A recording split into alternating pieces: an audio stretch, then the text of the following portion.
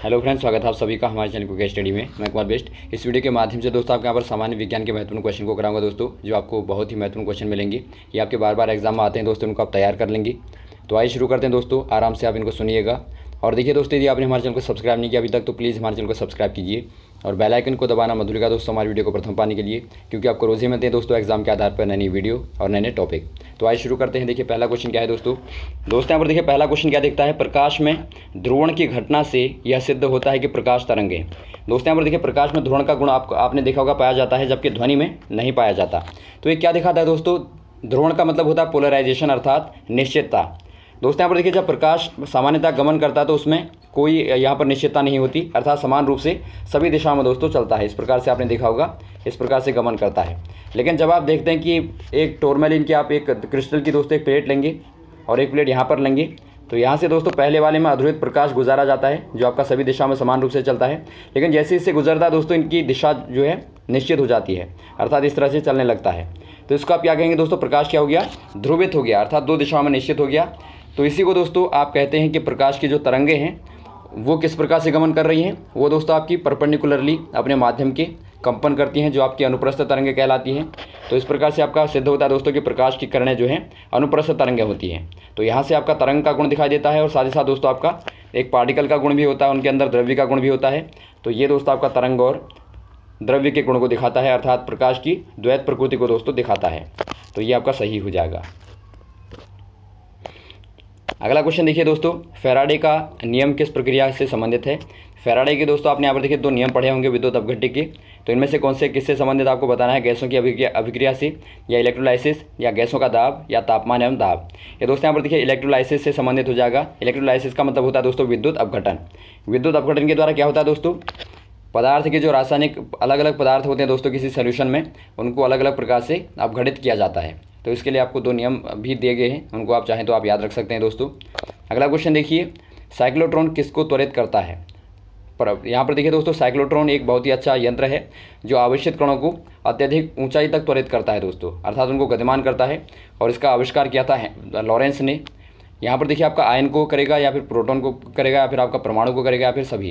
ये दोस्तों यहाँ पर देखिए आयन को त्वरित करता है। कहीं पर आपका आयन भी लिखा हो सकता है दोस्तों, कहीं पर आपका आवेशित कण भी लिखा हो सकता है और कहीं पर आपका इलेक्ट्रॉन भी लिखा हो सकता है।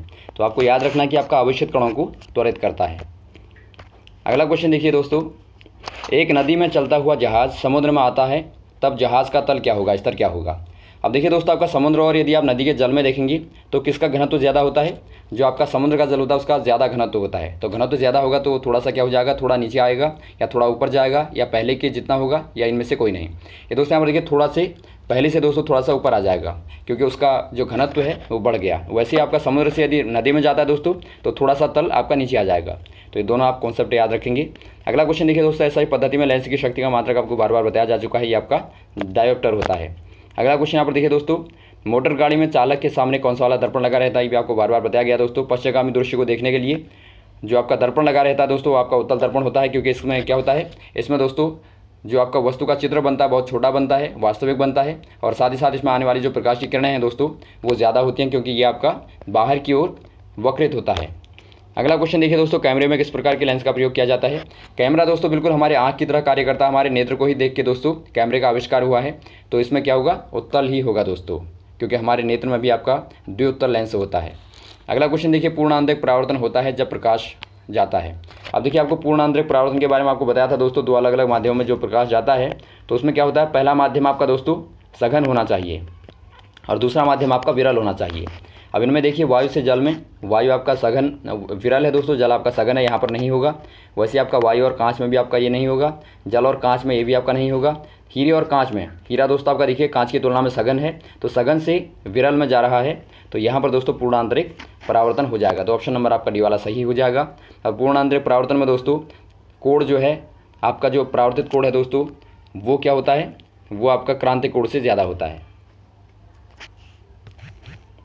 अगला क्वेश्चन देखिए दोस्तों, चुंबकीय यामोत्तर और भौतिक यामोत्तर के बीच के कोण को क्या कहते हैं। ये दोस्तों आपके यहाँ पर देखिए चुंबकीय नति कहलाएगा, चुंबकीय दिक्पात कहलाएगा या चुंबकीय आघूर्ण कहलाएगा, इनमें से कोई नहीं। ये दोस्तों आपके यहाँ पर देखिए चुंबकीय दिक्पातक कहलाता है दोस्तों।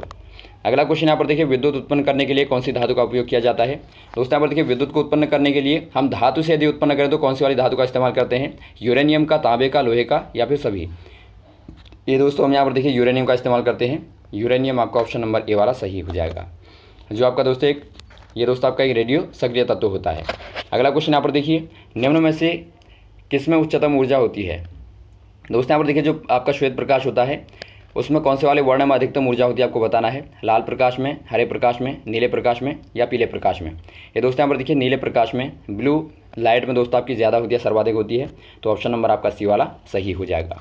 अगला क्वेश्चन देखिए दोस्तों, जब आप रबर के गद्दे में सीट में बैठते हैं या गद्दे में लेटते हैं तो उसका आकार परिवर्तित हो जाता है, तो ऐसे पदार्थ में पाया जाता है। दोस्तों यहाँ पर देखिए, जो गद्दे में आपका दबने का गुण होता है तो वो आपका क्या है आपको बताना है। विखंडन ऊर्जा, स्थितिज ऊर्जा, गतिज ऊर्जा या संचित ऊर्जा। ये आपका दोस्तों यहाँ पर देखिए स्थितिज ऊर्जा हो जाएगी, क्योंकि जब आप भार डालते हैं दोस्तों तो वहाँ पर आपका जो भार वाली ऊर्जा है वो आपकी स्थितिज ऊर्जा में बदल जाती है। अगला क्वेश्चन देखिए दोस्तों, शुष्क सेल में ऊर्जा संग्रहित होती है। ये क्वेश्चन बार बार आता है कि बताइए कि सेल में कौन सी वाली ऊर्जा रहती है। क्वेश्चन आपका बार बार एग्जाम आता है। ये आपका रासायनिक ऊर्जा होगी, वैद्युत ऊर्जा होगी, ऊष्मीय ऊर्जा होगी या इनमें से कोई नहीं। ये दोस्तों आपके यहाँ पर देखिए रासायनिक ऊर्जा होती है, केमिकल एनर्जी होती है। दोस्तों ऑप्शन नंबर आपका ए वाला सही हो जाएगा। अगला क्वेश्चन देखिए दोस्तों, शारीरिक कार्यों को करने के लिए किस प्रकार की ऊर्जा की आवश्यकता होती है। ऊर्जा दोस्तों यहाँ पर देखिए अलग अलग प्रकार से, इसको ऊर्जा की ही अलग अलग रूप हैं दोस्तों। तो इसको यहाँ पर देखिए जो हमारे शरीर में कार्य के लिए आवश्यक होती है उसे आप क्या कहेंगे, सौर ऊर्जा कहेंगे, रासायनिक ऊर्जा कहेंगे, विद्युत ऊर्जा कहेंगे या पेशीय ऊर्जा कहेंगे। ये दोस्तों आपके यहाँ पर देखिए पेशीय ऊर्जा कहलाती है। अगला क्वेश्चन देखिए दोस्तों, सुई का पानी में ऊपर तैरना क्या होता है दोस्तों। ये आपका असंजन या फिर केशकत्व या पृष्ठ तनाव या ससंजन। ये दोस्तों आपके यहाँ पर देखिए पृष्ठ तनाव होता है, अर्थात आपका सरफेस टेंशन के कारण दोस्तों सुई ऊपर तैरती है। आपको इसके बारे में पूरी घटना के बारे में बताया गया है और पृष्ठ तनाव के ऊपर टॉपिक भी बनाया गया है, चाहे आप दोस्तों वहाँ से देख सकते हैं। पृष्ठ तनाव बराबर आपका होता है दोस्तों टी जो आपका होता है टी बराबर होता है आपका F/L, अर्थात एकांक लंबाई पर लगने वाला बल। तो इसी के कारण दोस्तों ये तैरती है। अगला क्वेश्चन यहाँ पर देखिए दोस्तों, आँख में प्रवेश करने वाले प्रकाश की मात्रा को कौन नियंत्रित करता है। अब दोस्तों यहाँ पर देखिए, जो प्रकाश हमारी आंखों में प्रवेश करता है हमें एक निश्चित प्रकाश की आवश्यकता होती है दोस्तों। तो अनावश्यक प्रकाश को अंदर नहीं आने देता। ये कार्य कौन करता है, पुतली करती है या पक्षमा भी पेशियाँ करती हैं या फिर परितारिका करती है या फिर लेंस करता है। ये कार्य दोस्तों परितारिका के द्वारा होता है दोस्तों, जो हमारे लिए आवश्यक है। जितना प्रकाश उतना ही हमारे आँख में अंदर में प्रवेश करता है।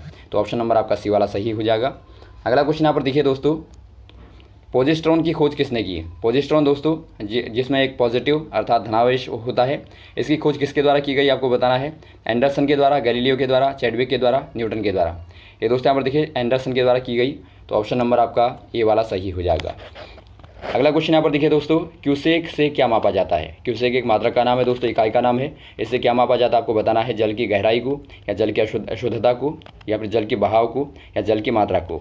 इससे दोस्तों यहाँ पर देखिए जल के बहाव को मापा जाता है। ऑप्शन नंबर आपका सी वाला दोस्तों जल के मोशन को मापा जाता है। अगला क्वेश्चन देखिए दोस्तों, आकाश का रंग नीला प्रतीत होता है क्यों। ये क्वेश्चन बहुत ही कॉमन है दोस्तों। आकाश का रंग नीला क्यों दिखाई देता है।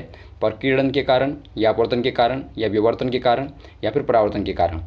ये दोस्तों यहाँ पर देखिए प्रकाश के प्रकीर्णन के कारण दिखाई देता है। तो ऑप्शन नंबर आपका ए वाला सही हो जाएगा।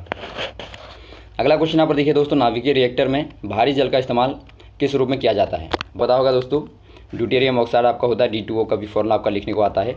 तो इसका इस्तेमाल देखिए रिएक्टरों में कौन से वाले किसके रूप में किया जाता है। नियंत्रक के रूप में, परिरक्षक के रूप में या शीतलक के रूप में या फिर मंदक के रूप में। इसका इस्तेमाल यहाँ पर देखिए दोस्तों आपका मंदक के रूप में किया जाता है।